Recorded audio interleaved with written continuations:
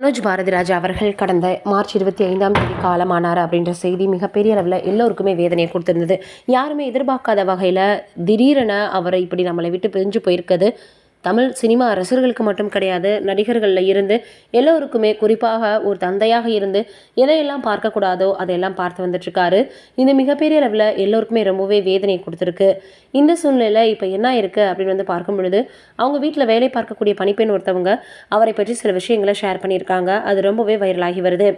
என்ன சொல்லியிருக்காங்கன்னா, அக்கான்னு தான் கூப்பிடுவார், சாப்பிட்டீங்களா, சாப்பிட்லன்னா ஃபஸ்ட்டு சாப்பிட்டுட்டு வேலையை பாருங்கன்னு ரொம்பவே அன்பாக கனிவாக சொல்லுவார். என்னுடைய பொண்ணுக்கு நான் மேரேஜ் வச்சுருக்கேன்னு கூட அவரை இன்வைட் பண்ணியிருந்தப்போ, இந்த சின்ன வயசுலலாம் எதுக்குக்கா நீங்கள் மேரேஜ் பண்ணி வைக்கிறீங்க, படிக்க வைக்கலாமேன்னு ரொம்ப உரிமையோடு பேசுவார்.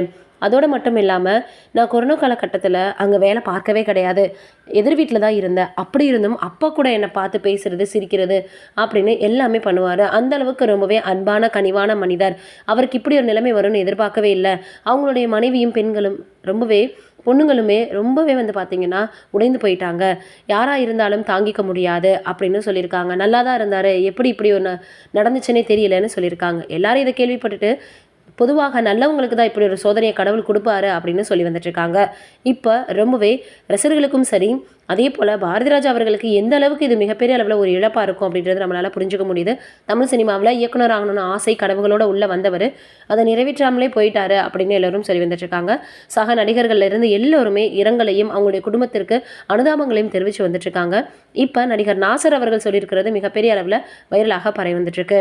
நான் ஹோட்டலில் வேலை பார்க்கும் பொழுது அவர் அங்கே இருக்கக்கூடிய ஸ்விம்மிங் பூலுக்கு வருவார்.